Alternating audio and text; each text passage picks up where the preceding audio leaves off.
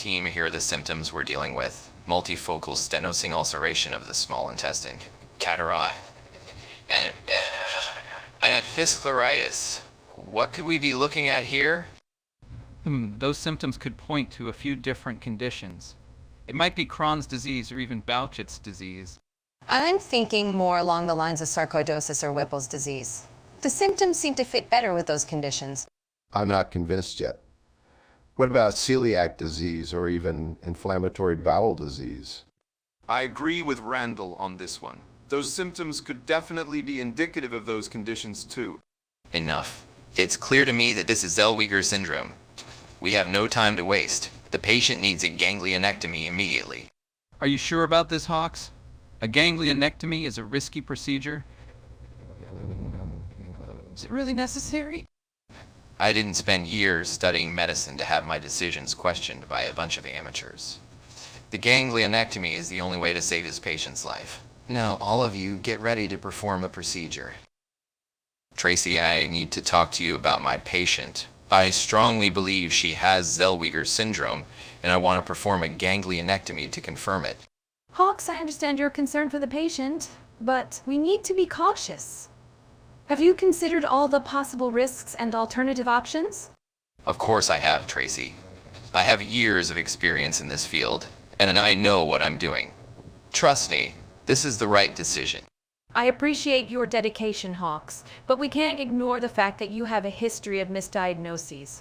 Remember the last time you were convinced it was a rare genetic disorder and it turned out to be something completely different? That was an isolated incident, Tracy. It doesn't define my abilities as a doctor. This time is different, I can feel it. I'm not saying you're not capable, Hawks. I just want us to approach this case with caution and explore all options before jumping into a risky procedure.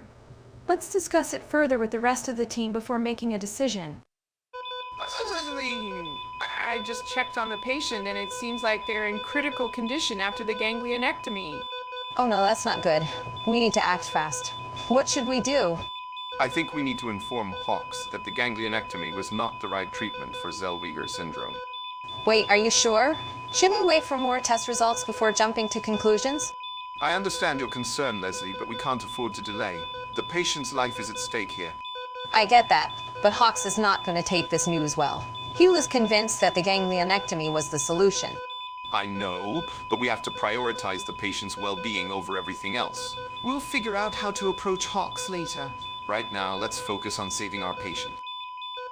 You imbeciles. By choosing the wrong ganglionectomy and misdiagnosing the patient, you almost killed them. But Dr. Hawks, the symptoms were so similar. It was a difficult call to make. I still think it was the right call considering the circumstances. I disagree. The patient's history clearly pointed towards a different diagnosis. We can't dwell on what went wrong now. We have to focus on fixing it. Fixing your mistakes is all you seem to be good at. You're all a bunch of incompetent fools. We'll do better next time, Dr. Hawks. Please give us another chance. We can work together to find a solution. Don't give up on us. I understand your frustration, but we are all here to learn and improve. We're truly sorry for the error, Dr. Hawks. Please guide us on the right path. I've wasted enough time with you imbeciles. Figure out the correct diagnosis yourselves. I'm done with this nonsense. So, how's everything going outside the hospital, Johnson? It's been good getting some much-needed rest and spending time with family. Thanks for asking. How about you, Hawks? Any exciting plans? Not really. Just caught up in this one particular case that's been bothering me. Can't seem to pinpoint the diagnosis. Oh, that sounds tough. Need a second pair of eyes on it? No, I think I got it. It's a rare genetic disorder. Thanks, Johnson.